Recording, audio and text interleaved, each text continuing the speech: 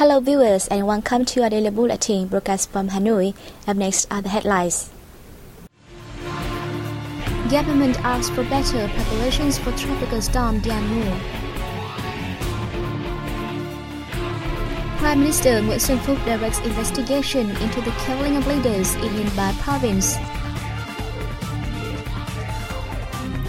Vietnam actively joins UN peacekeeping activities.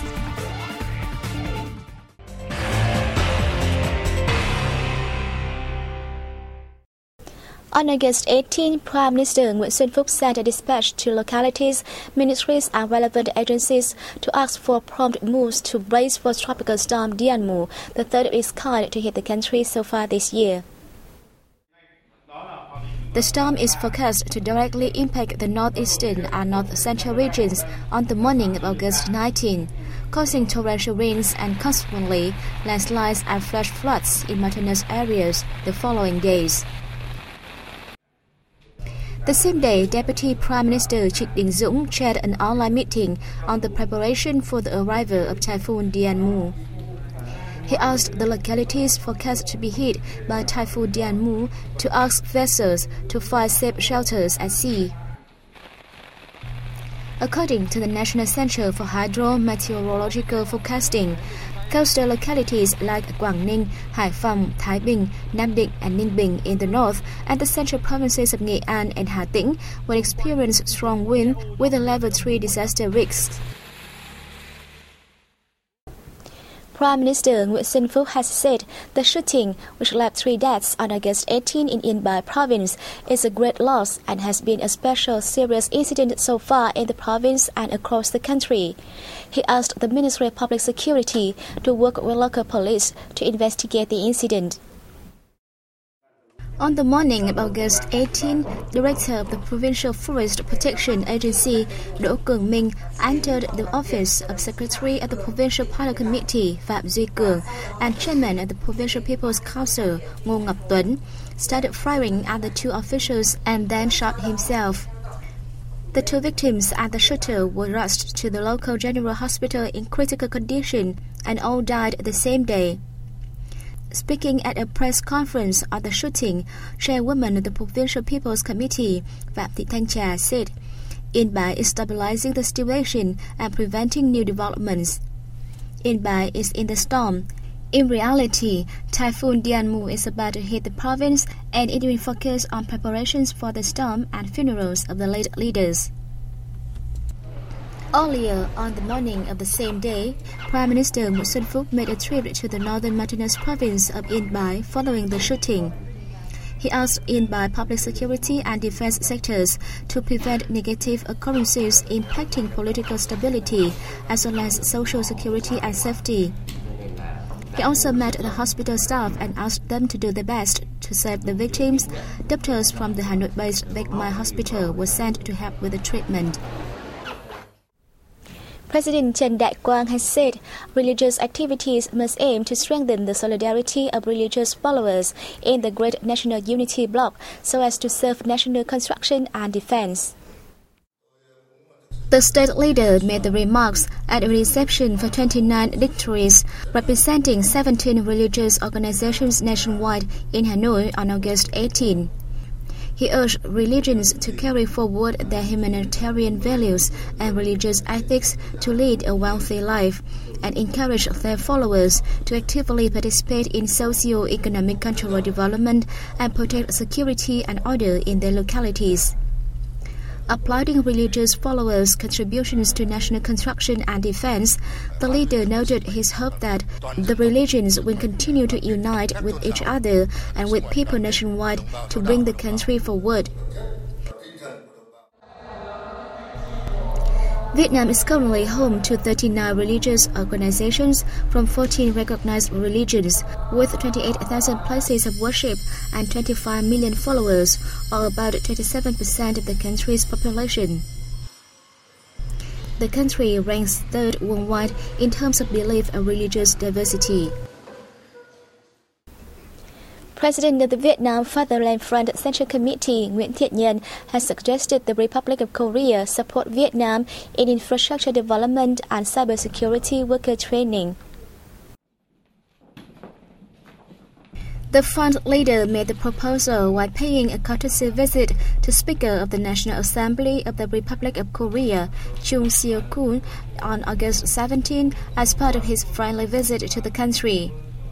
Noting with pleasure the strategic cooperation partnership between Vietnam and the Republic of Korea, which is developing fruitfully across many fields, Nhân thanked the Republic of Korea for considering his country a leading development cooperation partner. Vietnam has become a bright spot in foreign investment attraction, especially for investors from the Republic of Korea, he noted. For his part, Chung thanked the Vietnamese party and state for their support to the Republic of Korea businesses in the country. He suggested Vietnam inject more investments in tourism, as many Korean tourists want to visit the country. The same day, the front leader had a meeting with Chairman of the Republic of Korea Vietnam Friendship Association, Cho Young-ju, during which he praised the association's contributions to the friendship and cooperation between the two countries. He also met with President of the Korean Foundation, Lee Si-hung, and visited a smart farming model in Incheon City, Gyeonggi Province, about 80 kilometers south of Seoul, where he was introduced to the application of information technology in cultivation and product consumption.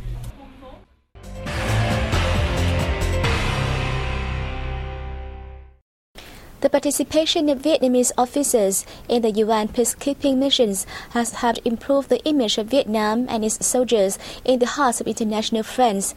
The remark was made at a conference in Hanoi on August 18. Speaking at the conference to review 2 years of Vietnam's engagement in UN peacekeeping activities, Deputy Chief of the General Staff of the Vietnam People's Army, Senior Lieutenant General Võ Văn Tuấn, asked relevant officers and units to overcome difficulties to implement their peacekeeping tasks, as the work is a major policy of the state and the army.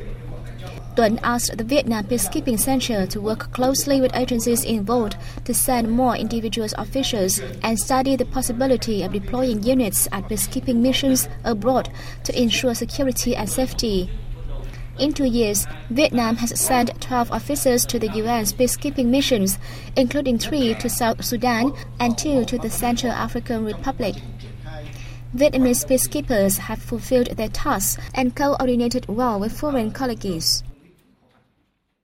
Participants attending an international workshop in the South Central province of Khánh Hòa underscored the necessity of maintaining peace and stability in the East Sea. Our reporters have more details.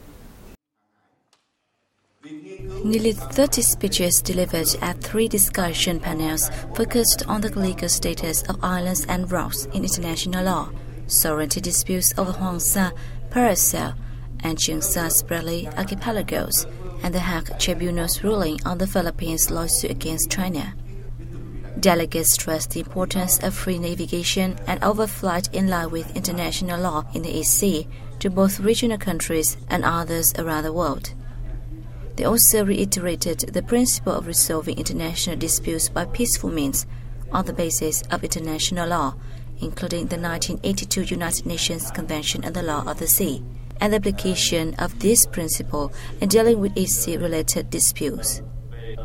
Most also shared the view on ASEAN's central role in building the region's security architecture and promoting diplomatic and legal processes to settle East Sea disputes in conformity with Article 33 of the UN Charter. The delegates also called for the full implementation of the Declaration on the Conduct of Parties in the East Sea and efforts to expeditiously finalize a code of conduct in order to open up more opportunities for peace and stability in the waters. I think that the ASEAN region is going to need to speak with a stronger sense of one voice as they confront the issues raised in this arbitral tribunal case. I think that China has been very effective at keeping the region from speaking and acting in concert. And if the rule of law is going to be improved in the South China Sea and the areas around it, the region is going to have to get better at working together. On the sidelines of the workshop, a discussion was also held to provide historical evidence testifying to Vietnam's sovereignty over Hoàng Sa and Trường Sa archipelagos. An exhibition on late President Ho Chi Minh and the Vietnam-France friendship opened in Hanoi on August 18 to mark 70 years of the leader's official visit to France. Close to 200 photos, objects and documents displayed at the Ho Chi Minh Museum offer visitors an overview on the leader's activities in France when he was seeking the path for national salvation and the fight for the Vietnam-France friendship. The exhibits also mention President Ho Chi Minh's first official visit to the European country in 1946 through exchanges and meetings with key French officials and overseas Vietnamese in France. The exhibition is also part of activities to celebrate the 71st anniversary of the August Revolution, August 19, and National Day, September 2nd. The event will run until December this year.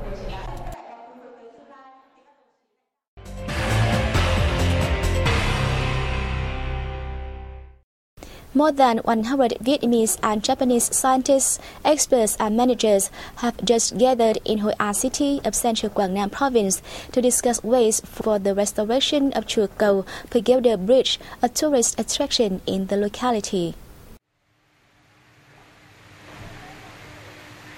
Chùa Cầu, also known as the Japanese Bridge or Lai Vien Kieu, is a complex consisting of a bridge over a small canal and pagoda on one end.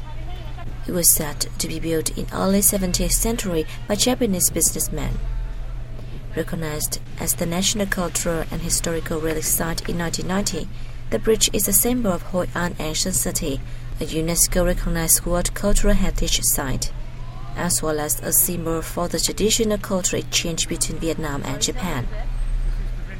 Although it has been restored many times, the bridge still faces a risk from natural wear and tear.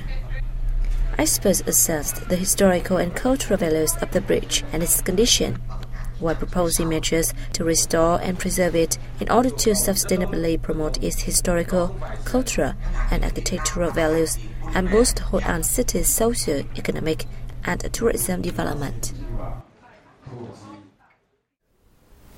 Vietnam towards sustainable tourism development in the era of climate change was the main topic of a conference in Hanoi on August 17.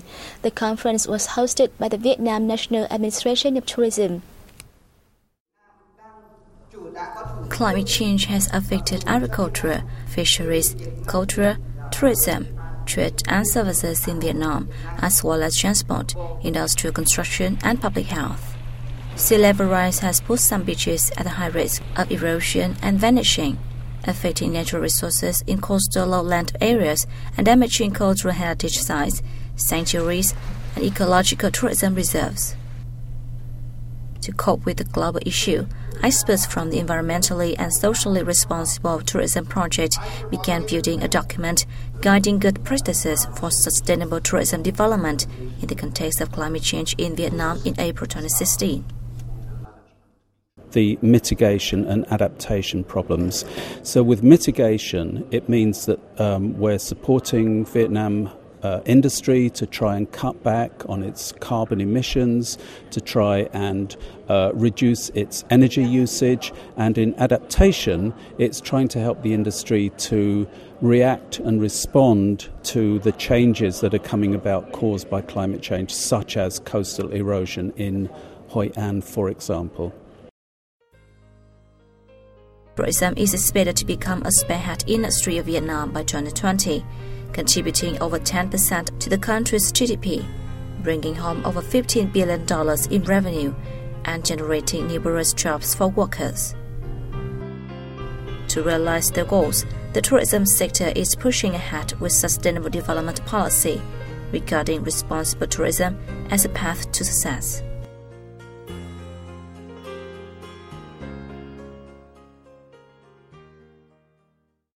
And that has come to the end of our program. Thank you for watching and hope to see you next time.